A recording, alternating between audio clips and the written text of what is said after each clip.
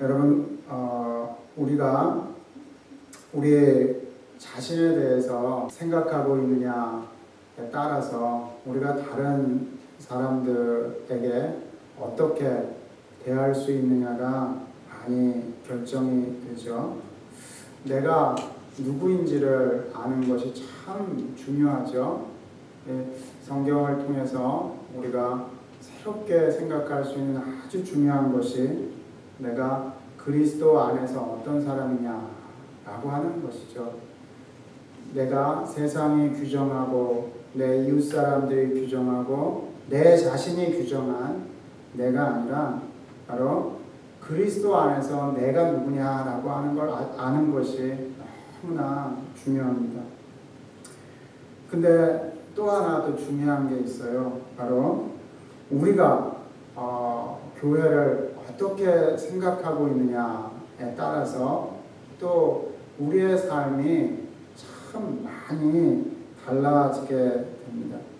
우리는 교회에 대해서 생각하게 되면 나와 교회 이렇게 떨어뜨려서 생각을 한단 말이죠.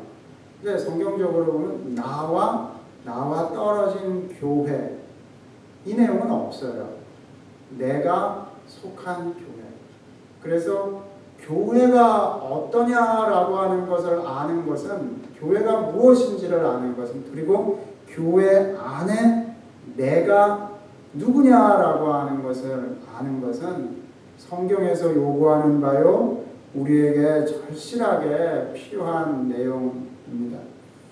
나와 교회를 계속 떨어뜨려 놓게 나와 그냥 대상이 되는 교회 이렇게 떨어뜨려 놓게 되면서 나와 교회는 별개가 되게 되죠.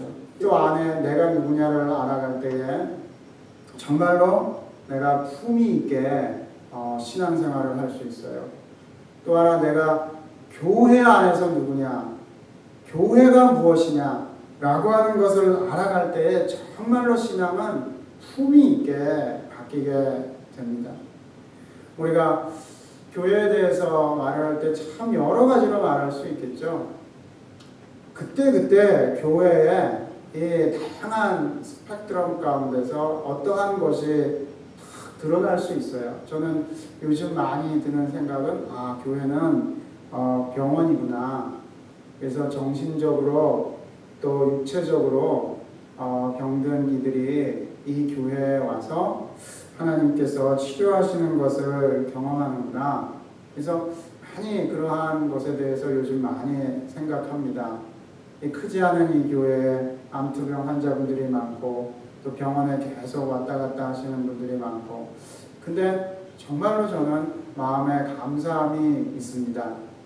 우리 성도님들이 이곳에 와서 영적인 힘을 얻고 하나님이 돕는 손길들을 예전에는 우연히 그렇게 됐지 이렇게 생각하다가 하나님께서 도우신다라고 하는 것을 딱 깨닫는 그 모멘텀이 참 중요하다고 생각해요. 그래서 교회가 병원과 같다. 이 맞는 말씀입니다.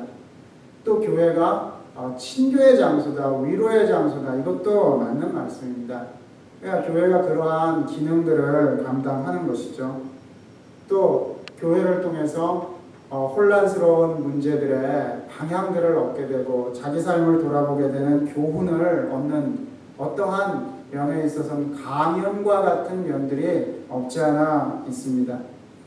또 어떤 시대냐에 따라서 교회가 사회 그 개혁과 계몽의 역할들을 했던 때가 있죠. 그래서 우리나라 일제 침략기라든지 구한말 또 일제 침략기 이럴 때는 교회가 정말로 이 사회에 빛을 던져줄 수 있는 아주 중요한 이 모임들이었습니다. 그래서 교회는 여러 가지 다양한 빛을 발산할 수 있죠. 그런데 오늘 함께 나누는 내용은 보다 더 본질적인 내용들입니다.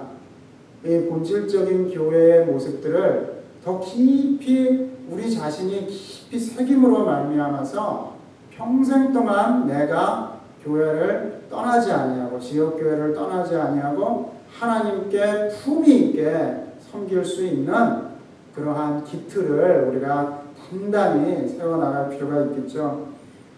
몇 가지 함께 본문에서는, 성경에서는 교회를 어떻게 말씀하는지 한번 같이 들어보도록 하겠습니다. 19절 말씀 이렇게 말씀합니다. 우리 19절 같이 읽어보도록 하겠습니다. 그러므로 이제부터 너희는 외인도 아니요 나와 동일한 시민이요 하나님의 권속이라. 아멘. 여러분, 하나님의 권속이라, 그러니까 한 집안 식구가 됐다라고 하는 의미이죠. 누가 한 집안 식구가 됐냐가 중요하죠. 그러므로 이제부터 너희는 외인도 아니요 나그네도 아니요 한 집안 식구가 되었다, 이렇게 딱 선포를 하는 것이죠. 이게 사실 굉장한 아주 충격적인 말씀입니다. 우리 성경을 읽을 때 성경 저자는 충격적으로 얘기를 하는데 나는 익숙하다 이렇게 하면 약간 이게 핀트가 안 맞는 거죠. 여기서는 굉장히 충격적으로 말씀하고 있는 거예요. 자, 당신들 이방인들 이제 똑같은 먼저 부름받은 이스라엘 성도들과 같이 또 이제 하나님 나라의 시민이 되고 하나님 나라의 집안의 식구 됐습니다 라고 말씀하고 있는 것이죠. 여기에서 교회의 본질적인 내용들을 발견하게 됩니다. 그건 뭐냐면 누구나가 하나님 나라의 시민이요 하나님 나라의 권속 식구가 될 수 있다라고 하는 사실이죠. 물론 한 가지 중요한 조건이 있습니다.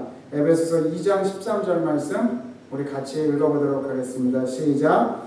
이제는 전에 멀리 있던 너희가 그리스도 예수 안에서 그리스도의 피로 가까워졌느니라. 그리스도의 피로 멀리 있었던 사람들이, 그리고 외인이요 나그네라고 불리던 이들이 바로 그리스도의 피로 말미암아서 한 가족이 될 수 있다라고 하는 것, 이게 교회의 비밀이죠. 신약 성경에 나오는 아름다운 교회의 모습 가운데는 그들이 우리는 로마 사람입니다. 우리는 로마 시민입니다. 우리는 유대인입니다. 우리는 바로 이스라엘의 선민입니다 라고 주장하지 않았다라고 하는 게 중요합니다. 그럼 그들이 주장했던 건 뭐냐? 우리는 그리스도의 보혈로 말미암아서 구원받았습니다. 이게 참 중요해요. 그러니까 교회는 그리스도의 이렇게 좀 상징적으로 표현하면은 그리스도의 피 색깔이 분명해야 됩니다. 그리스도의 피가 분명해야지 거기를 넘어오면은 하나가 된다고 알게 돼요. 근데 그리스도의 피, 그것이 선명하지 않으면 다른 게 선명해져요. 그게 뭐냐면 나는 어느 지역 사람이다. 나는 어느 나라 사람이다. 나는 어떠한 인종의 사람이다. 넘어오지를 못해요. 넘어오지를 못합니다. 백인교회는 백인교회대로, 흑인교회는 흑인교회대로, 아시아는 아시안대로. 그렇죠? 때로는 동질의 문화의 사람들이 같이 엮어져서 신앙생활 하는 게 필요합니다. 근데 이게 근본적으로 문제가 생긴 것도 있습니다. 뭐냐면 넘어오지를 못해요. 이거는 또 큰 문제입니다. 요즘 한국이나 일본 사이에 많은 갈등들이 있고 미국이나 중국 사이에 많은 갈등들이 있고 어느 곳에서나 사람들은 갈등을 만들게 돼 있단 말이죠. 교회 안에서도 여러 갈등들을 만들 수 있습니다. 그게 우리들의 본성입니다. 어떻게 이제 그러한 본성들이 사라지고 어떻게 하나가 될 수 있겠느냐? 아무리 안간힘을 써도 안 돼요. 교회는. 교회 인간적으로 막 서로 친해지려고 애써도요. 교회는 안 됩니다. 뭐냐면은 그 마음 깊은 곳에 그게 있어야 돼요.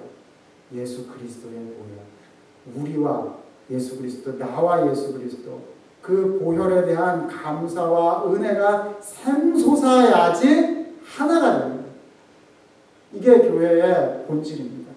여러분, 우리가 항상 이 문제로 돌아갈 수 있느냐가 교인들의 저력이에요. 그 십자가를 이야기하고 그리스도의 보혈을 이야기하면 교인들이 반응을 하느냐 안 반응하느냐에 따라서 교회가 진짜 토양이 좋냐 안 좋냐가 결정된다라고 저는 생각이 되어집니다. 여러분, 우리 교회는 예수 그리스도를 말할 때에 흥분이 있고 감사가 있는 그러한 교회 되기를 소원합니다. 자, 둘째로요, 교회에 대해서 우리가 생각을 해볼 때 20절에 보게 되면 이렇게 말씀합니다. 너희는 사도들과 선지자들의 터 위에 세우심을 입은 자라. 그 이방인들이 이제 하나님의 가족이 되었는데 그들은 어떠한 터 위에 있느냐 했을 때 사도들과 선지자들의 터 위에 있다 이렇게 말씀합니다.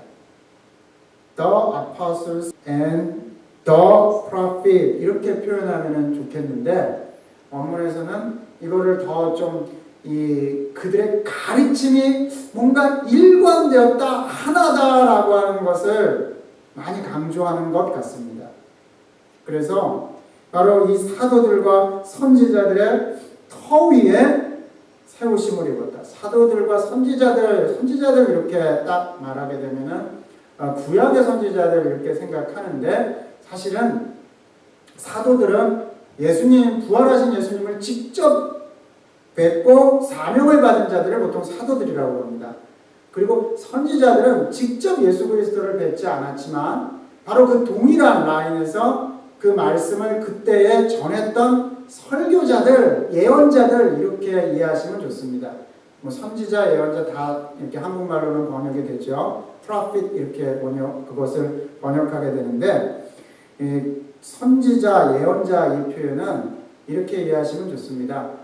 앞으로 이루어질 것들을 전한 사람들에게 조금 잘못된 거고요. 하나님으로부터 받은 것들을 전하는 사람들, 그게 이제 구약의 예언자요, 구약의 선지자요, 신약 시대의 예언자요, 선지자다 이렇게 이해하시면 좋겠습니다. 바로 그 예수 그리스도를 통해서 사도, 선지자, 무리를 통해서 교회 안에 당신들이 들어오게 되었습니다. 그 위에 서 있습니다. 라고 하는 것 참 중요하죠.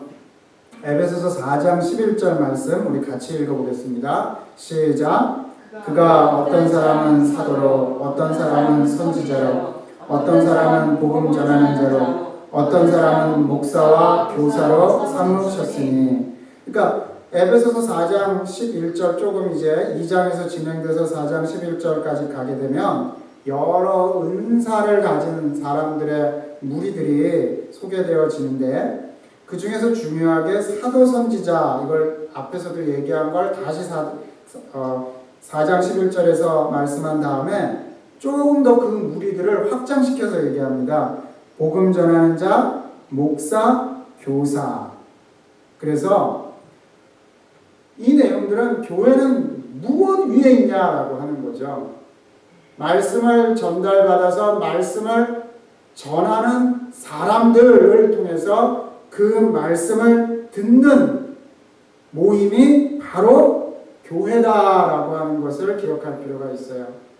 그래서 이거를 무시하게 돼도 역시 교회는 교회의 진정한 모습이 나타나지 않습니다. 물론 올바로 전해야지 되고 품위 있게 전해야지 됩니다. 굉장히 중요하고요. 또 올바로 들어야지 되고 품위 있게 들을 수 있다면은 그 교회는요 정말 건강합니다. 그러나 올바로 전하지 못하고 품위를 나타내지 못하고 올바로 듣지 못하고 품위 있게 듣지 못한다면은 교회는 교회로서 세워질 수가 없어요. 그걸 꼭 기억해야 됩니다. 여러분, 이 말씀으로 세워진다라고 하는 게 교회에 말이 넘쳐나는데 또 매번 듣는 설교인데 이렇게 생각하게 되면요 점점 그 교회는 힘이 딸리게 돼요. 여러분, 교회는 사실은 여러 은사들을 갖고 있는 사람들이 다 다양하게 자기의 은사들을 발휘하는 거예요. 자, 동일하게 마찬가지예요. 교회에는 공적으로 하나님의 말씀을 전하는 은사를 가진 사람이 전할 때에 교회가 교회되는 것이에요. 우리가 은사는 다 독특하다고 말을 합니다. 마찬가지예요. 공적으로 말씀을 전하는 은사를 가진 것도 독특한 거예요. 그러니까 우리가 혹시 오해할 수가 있어요. 누구나가 다 할 수 있다. 그렇죠. 누구나가 서로 간에 말씀을 가지고 권할 수가 있어요. 근데 퍼블릭하게 말씀을 전할 수 있는 것은 은사를 받은 것, 그 다음에 회중의 동의를 얻은 것, 그 다음에 교단의 위임을 받은 것, 이걸로써 확증이 되어지는 거예요. 이것이 불안하게 은사를 받았는지, 회중의 동의를 얻었는지, 교단으로부터 허락을 받았는지가 불안해지니까 교회의 말씀의 퀄리티가 계속해서 떨어지게 되는 거예요. 성도들도 마찬가지로 말씀으로 은혜 받는 걸 포기하게 되는 순간 교회는 교회되지를 않는 거예요. 여러분, 하나님이 가장 인격적으로 이 말을 통해서 하나님이 우리들에게 메시지를 주시는 거예요. 우리가 보통 이렇게 말할 수도 있어요. 계속 말해도 안 되면 어떻게 돼요? 끌고 가든지 때리든지 그러죠. 여러분, 하나님이 사랑이시죠? 이건 부인할 수 없는 사실이죠. 근데 그 하나님이 사랑이시다라고 하는 게 분명한데 하나님이 사랑이시다라고 하는 것을 못 믿고 반항하고 그렇게 하기 때문에 결국 어떻게 하세요? 하나님이 자기 독생자를 직접 눈앞에 보여주시는 것이죠. 여러분, 가장 품위 있는 신앙생활은 올바른 말씀이 전해지고 올바른 말씀들을 계속 비록 앉아서 듣지만 비록 서서 전하지만 그 말씀을 듣고 자기 마음을 깨칠 수 있으면 가장 인격적인 거예요. 그리고 그러한 교회가 바로 말씀의 터 위에 있는 교회입니다. 자, 이게 이제 무시되어지기 시작하면 교회는 걷잡을 수 없게 가게 되는 거예요. 다른 거로서 교회를 지탱하려고 하니 얼마나 힘들어져요. 힘듭니다. 여러분, 종교개혁 이후에 칼빈이나 루터 같은 사람들은요, 그 사람들은 사실 목회자였었어요. 설교자였었어요. 그 사람들이 남겨놓은 것들은요, 오늘날 그 책으로 따져서 정말 이 정도입니다. 이것보다 더 많습니다. 제가 과장 안 하려고 그러는 건데, 왜냐면 다 목회자예요. 말씀으로 계속 전했던 사람들이에요. 루터도 마찬가지고요. 칼빈도 마찬가지입니다. 그러니까 말씀이 증거되어지는 게 분명하게 되면, 말씀을 놓치게 되면은 전하는 자가 희미하고 듣는 자가 희미하게 되면은 교회가 터를 잃어버리는 거예요. 터를 잃어버리고 뭘 하겠어요? 여러분, 여기서 전하는 자, 듣는 자 모두가 정말로 이 정신을 바짝 차려서 하나님 말씀으로 우리가 새로워져야지 될 줄을 믿습니다. 여러분, 말은 능력이고요. 말은 소통이고요. 말은 하나님의 임재가 나타나는 증거들이에요. 말이 말로 끝나지 않습니다. 세 번째로요, 교회 생각해 볼 때엔 20절 하반절에 이렇게 말씀합니다. 그리스도 예수께서 친히 모퉁이 돌이 되셨느니라. 여러분, 예수께서 친히 모퉁이 돌이 되셨다. 이 성전의 모든 것들을 연결해주고 지탱해주는 돌이 되시는 분이 바로 예수 그리스도다라고 합니다. 물론 예루살렘 성전은 돌들로서 연결되어서 이루어지지만 이제는 뭐로 연결되어집니까? 이게 참 중요해요. 사람들로 연결되어지는 거예요. 사람들로 연결되어지는 거예요. 성도들로 연결되어지는 것이죠. 베드로전서 2장 5절 말씀, 6절 말씀 같이 읽어보겠습니다. 시작. 너희도 산 돌같이 신령한 집으로 세워지고 예수 그리스도로 말미암아 하나님이 기쁘게 받으실 신령한 제사를 드릴 거룩한 제사장이 될지니라. 성경에 기록되었을 때 보라 내가 택한 보배로운 모퉁이 돌을 시온에 두노니 그를 믿는 자는 부끄러움을 당하지 아니하리라 하였으니. 아멘. 여러분 성경을 읽을 때 사실은 상징, 이미지를 잘 이해해야지 됩니다. 자, 너희도 산 돌같이 신령한 집으로 세워지고, 누가 세워지느냐? 너희가 세워진다는 거예요. 돌로서 집 세우듯이 살아있는 리빙 스톤으로서 집을 세워져 간다라고 하는 것이죠. 근데 바로 이어져서는 또 너희가 신령한 제사를 드리는 거룩한 제사장이 되라, 또 이렇게 말씀해요. 이게 사실은 이 이미지들이 막 겹쳐서 나타나는 것이에요.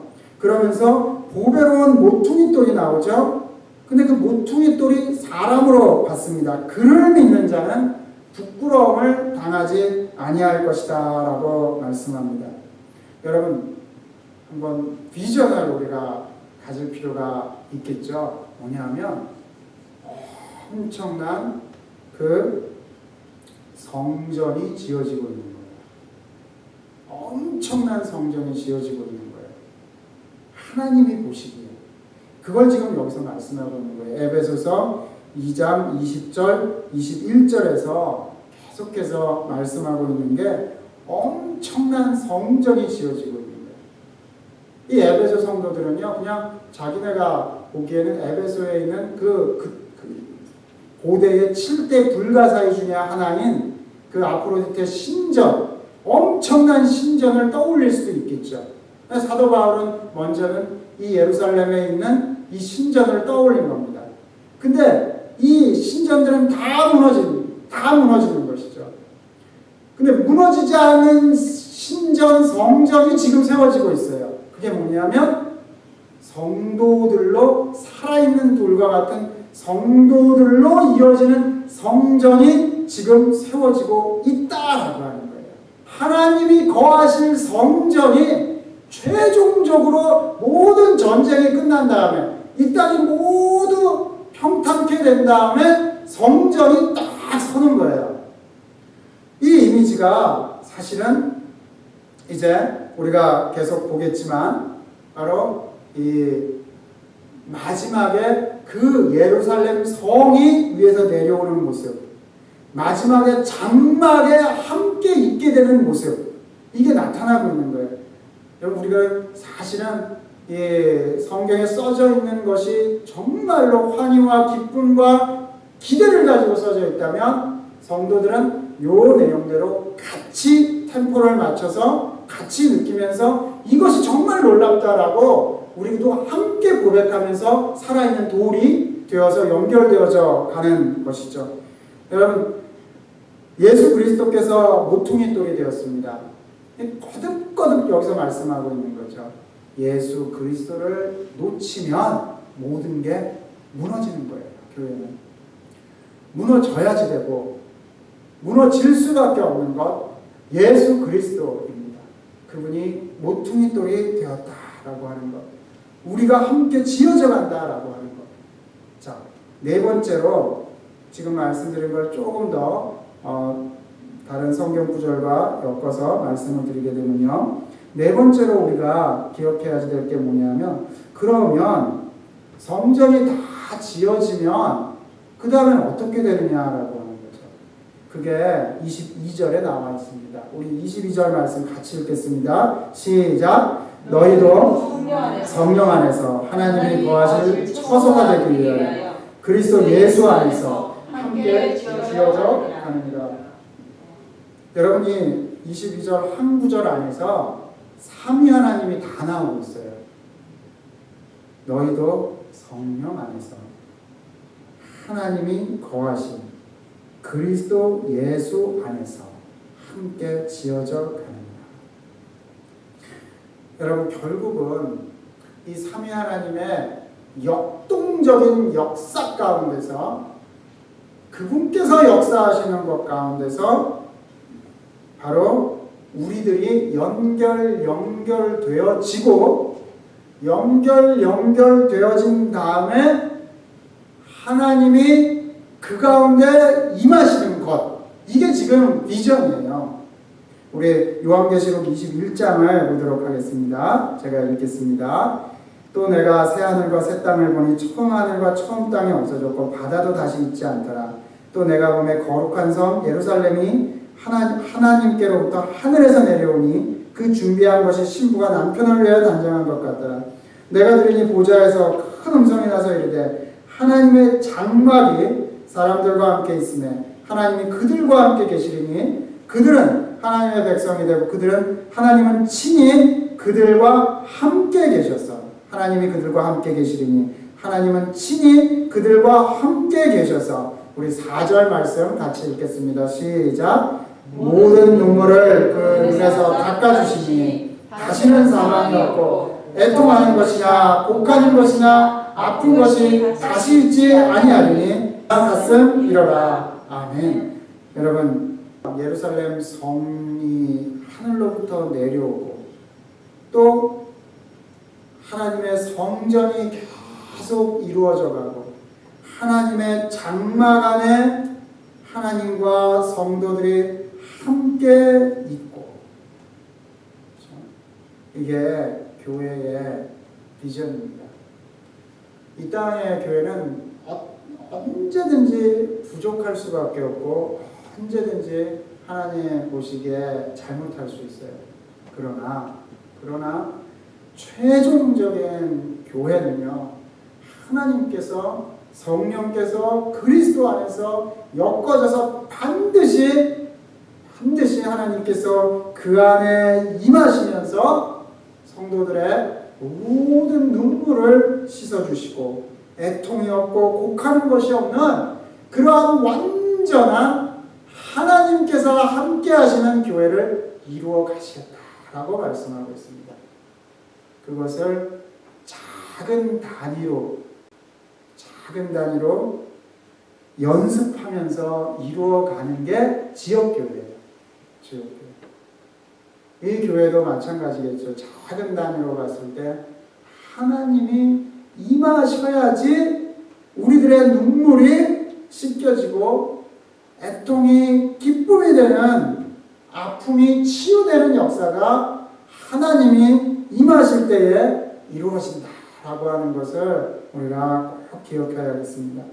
여러분, 이 마지막 말씀 가운데서 그리스도 예수 안에서 함께 지어져 간다라고 했죠. 함께 지어져 간다. 그러니까 교회는 항상 과정 중에 있습니다. 정말 유명한 교회 또 넘어지게 돼 있어요. 당연하게 넘어진다라기보다도 부족한 부분이 있고 넘어질 수밖에 없는 그러한 모습들이 다 갖고 있어요. 근데 그럼에도 불구하고 느헤미야가 성벽을, 그 예루살렘 성벽을 건축했던 것처럼 하나님은 실패하지 않고 어디가 좀 허물어진다? 하나님께서 다시 지으실 거고 하나님께서 그것들을 다 연결시키신다라고 하는 것이죠. 이제 말씀을 맺으면서 서두에 말씀드린 내용을 우리가 다시 한번 리마인드 했으면 좋겠는데요. 우리가 그리스도 안에 있으면은 내가 누구냐라고 하는 것은 내가 그리스도 안에서 내가 누구냐를 알아가는 것이 정말 중요하다고 말씀드렸죠. 두 번째로는 내가 교회가 무엇이고 내가 교회 안에서 어떤 사람이냐라고 하는 것을 알아가는 것이 우리들의 평생 신앙 가운데 참 중요하다고 말씀드렸죠.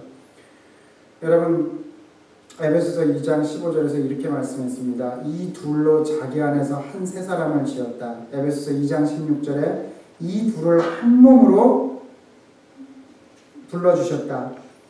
에베소서 2장 18절에 우리 둘이 한 성령 안에서 바로 하나님께 나가게 되었다. 여러분, 그래서 우리는요, 함께 이어져가는 다른 사람이 없이는 내가 새로운 사람이, 새로운 휴머니티가 되지 못한다라고 하는 게 성령의 내용입니다. 우리는 계속해서 우리 자신 마치 우리 개인이 소우주같이 느껴지잖아요. 소우주와 같은 나도 나를 모를 때가 있고 보이는 게 뭐냐면요. 둘이 하나가 되어서 그리고 내 옆에 성도들과 우리가 뉴 휴머니티를 한 명의 새 사람을 만든다는 거예요. 이게 참 신비하지만 내가 어떻게 나의 그 자아 실현을 할까? 근데 엄밀한 의미에서 성경에서 자아 실현은 어떻게 이루어지냐면 연결될 때 이루어진다는 거예요. 연결이 안 되면 자아 실현이 안 이루어진다는 거예요. 성경에서는. 성경에서는 연결되어져야지 내가 나로서의 교회의 일부로서 드러나게 된다는 거예요. 이 연결을 끊으면 그때 당신은 좋아 보이는데 이거는 그리스도 안에서의 나, 교회 안에서의 내가 아닌 나를 소외시키고 파괴적인 대로 나갈 수밖에 없는 거예요. 어렵죠? 그러나 성경은 둘이 하나가 된 나, 그리고 연결되어진 나를 강조하고 있습니다. 그래서 끊임없이 교회에서는 때로는 힘들어도 연결되어지는 것을 연습하는 것이에요. 교회의 본질을 생각하면서 우리가 함께 이 노력을 경주하는 우리 성도님들 되시기를 진심으로 축원합니다. 정말로 평생 품위 있게 교회 생활하시는 우리 성도님들 되시기를 바랍니다. 기도하겠습니다.